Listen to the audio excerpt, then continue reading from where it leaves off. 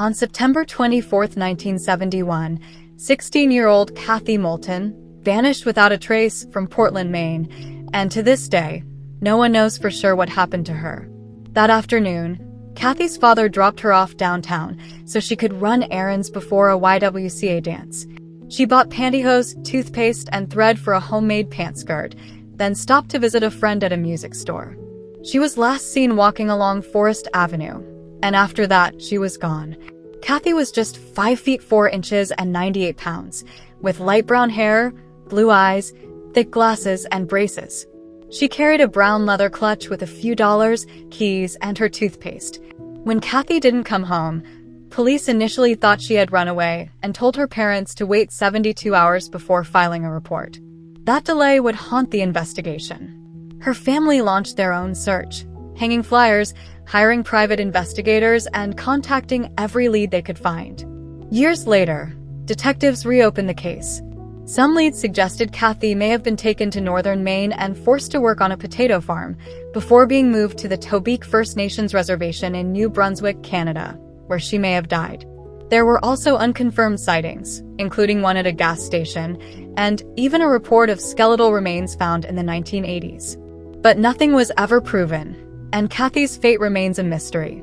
Today, more than 50 years later, Kathy Moulton's disappearance is one of the oldest active missing person cases in the United States. Investigators still hope that someone somewhere knows the truth. If you have any information about Kathy Moulton's case, contact the Portland Police Department. As of today, this case remains unsolved.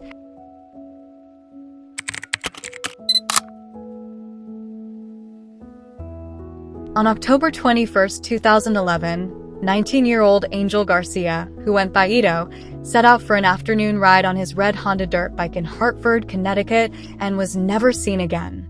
That day, Angel was riding with friends near Newfield and New Britain Avenues. Around 1 p.m., he split off from the group, crossing toward the Connecticut River area, and he never came back. His dirt bike, decorated with Geico stickers, vanished with him. Police initially thought he may have crossed the train trestle over the river, lost control, and fallen into the water.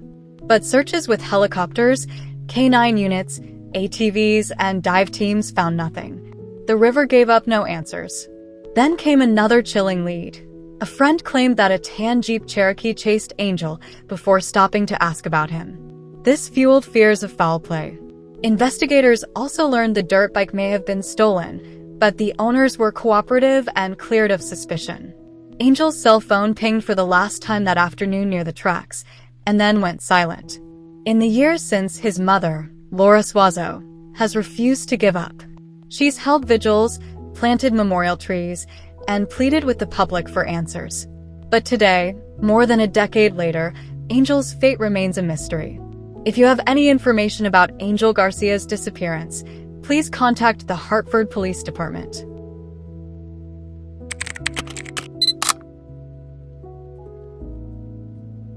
June 16, 1975, 15-year-old Donna Emmel was spending a summer evening at Grice's Grill in Newport, North Carolina. Around 8:30 p.m., her mother called and told her to come home. Donna left the grill, walked across the street toward the wooded shortcut she took almost every day, but she never made it back. Witnesses, including her younger brother, saw a man following her into the woods. The next day, Donna's body was found in a drainage ditch directly across from her home on Easy Street. She had been strangled, but not sexually assaulted, and investigators believed her body had been placed there after the murder. Police interviewed more than 100 people in the days that followed, but no arrests were made. One early suspect was Gregory Allen, a U.S. Marine stationed nearby who often hung around the grill. He was questioned, released, and moved to Wisconsin. Years later, Allen was linked to an assault case through DNA, but still refused to cooperate in Donna's case, and no charges were filed. Despite decades of investigation, billboards, and advances in forensic technology, Donna's murder remains unsolved. Nearly 50 years later, her family is still searching for justice. If you have any information about the murder of Donna Emmel, please contact the North Carolina State Bureau of Investigation.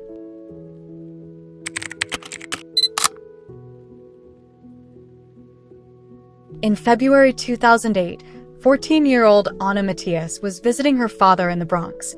Her father was known to have a temper and was extremely strict with Anna when it came to boys. What started as a normal weekend ended in tragedy. When her father, Miguel Matthias, found out she was texting a boy, he lost control. He strangled Anna with an electrical cord and hid her body inside the apartment building's boiler. Miguel had a history of violence and mental health issues. Despite that, he still had visitation rights.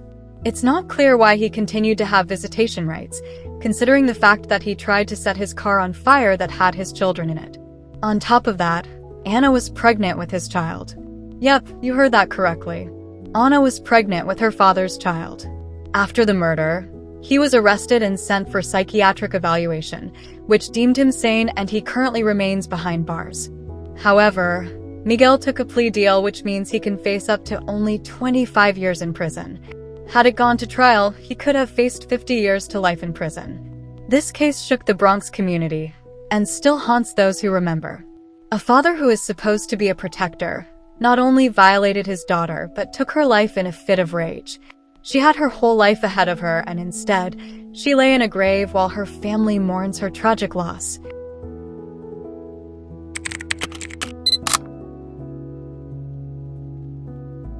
In October 2010, 15-year-old Rebecca Aylward was lured into a secluded woodland in Birkenfig, South Wales, by her ex-boyfriend, Joshua Davies. Rebecca believed they were meeting to reconcile. Instead, Joshua brutally attacked her with a rock the size of a rugby ball, leaving her lifeless in the rain. Joshua had a history of threatening Rebecca, boasting to friends about plans to harm her. Tragically, these threats were dismissed as jokes. After the murder, Joshua attempted to create an alibi, posting on Facebook about spending time with friends. He even expressed false concern when Rebecca was reported missing. The next morning, Rebecca's body was discovered in the woods. Joshua was arrested and later convicted of murder. He was sentenced to life imprisonment with a minimum term of 14 years before being eligible for parole. Rebecca's family was devastated. Her mother, Sonia Oatley, described Joshua as the devil and vowed to prevent his release, fearing he would kill again. This case serves as a heartbreaking reminder of the dangers of unchecked jealousy and the importance of taking threats seriously. She had big dreams she wanted to achieve, and sadly, those will never be able to happen.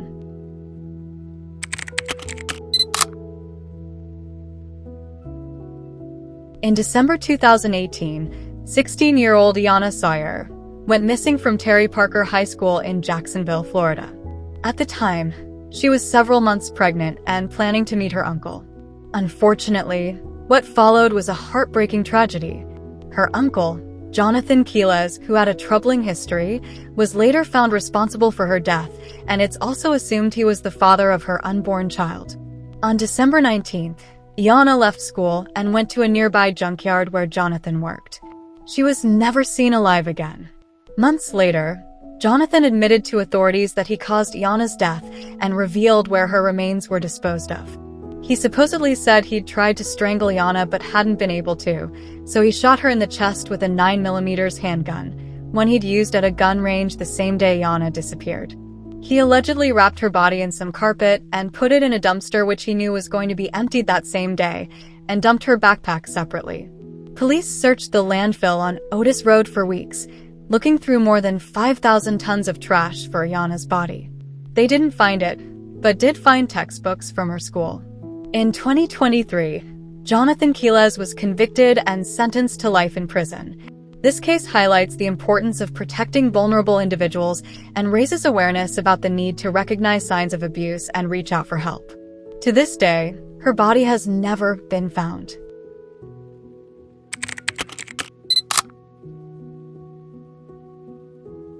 On October 9, 2020, in New Boston, Texas, 21-year-old Reagan Simmons Hancock was found brutally murdered in her home.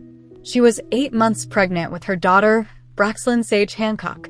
The unborn baby was forcibly removed from her womb, and tragically, both mother and child died as a result. The perpetrator, 29-year-old Taylor Renee Parker, was a family acquaintance. She had been faking a pregnancy for months, even posting about it on social media to maintain a relationship with her boyfriend. She also bought a fake pregnancy belly to make her story believable. On the day of the murder, Parker arrived at Reagan's home under the pretense of assisting with the birth. Instead, she attacked Reagan, stabbing her multiple times and removing the baby from her womb. After the crime, Parker drove to a nearby hospital in Idabel, Oklahoma, claiming she had just given birth. Hospital staff became suspicious due to her behavior and lack of medical history, and the baby was pronounced dead shortly after arrival. In October 2022, after a 3-week trial, a Bowie County jury convicted Taylor Parker of capital murder for the deaths of Reagan and her unborn child. The jury deliberated for just over an hour before sentencing her to death.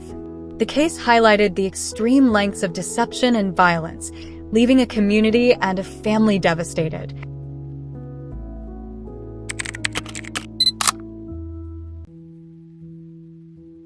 On February 21, 2022, Shad Therian, a 24-year-old man from Green Bay, Wisconsin, was brutally murdered by his girlfriend, Taylor Shabiznes. The crime occurred in Therian's mother's basement, where Shabiznes strangled him to death during a sexual encounter, while both were under the influence of methamphetamine and prescription drugs. After his death, Shabiznes sexually assaulted his body, then dismembered it using knives she found in the house. She decapitated him over a bucket, removed internal organs, and disposed of the remains in various containers and a minivan. Therian's mother discovered his severed head in a bucket in the basement 2 days later, which I can't even begin to grasp how terrifying that must have been for her. Shabiznes was arrested and charged with first-degree intentional homicide, mutilating a corpse, and third-degree sexual assault. During her trial, she pleaded not guilty by reason of insanity, but the jury found her competent to stand trial and convicted her on all charges. In September 2023, she was sentenced to life in prison without the possibility of parole. This case shocked the Green Bay community and garnered national attention due to the gruesome nature of the crime and Shabiznes' subsequent behavior, including attacking her attorney during court proceedings, spitting on officers, loud outbursts, laughing during testimonies, and victim impact statements. It's not hard to grasp that Taylor is just a downright awful person. Shad's family continues to mourn to this day, while Taylor rots behind bars.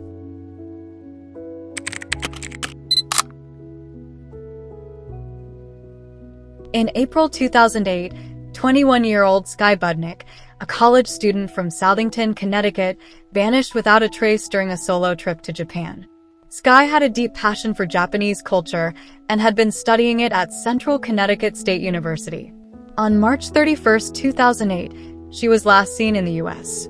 By April 4th, her family discovered through her email that she had purchased a one-way ticket to Japan, departing on April 1st. She left behind her car, a laptop, and a Nintendo DS, but no other personal belongings. Upon arriving in Japan, Skye traveled to Noborabetsu, a town on the island of Hokkaido. On April 7th, she checked out of a traditional inn called Suzuki Ryokan, mentioning plans to head to Sapporo. That was the last confirmed sighting of her. A draft email, later found by her family, suggested Skye was struggling with depression and possibly contemplating taking her own life. Despite extensive searches and investigations by both U.S. and Japanese authorities, there have been no concrete leads or evidence regarding her whereabouts. In 2024, 16 years after her disappearance, Skye's mother and sister returned to Japan to submit DNA samples in hopes of finding answers. Unfortunately, their efforts yielded no new information, and Skye's fate remains a heartbreaking mystery. If you have any information about Skye Budnick or her disappearance, please contact the appropriate authorities.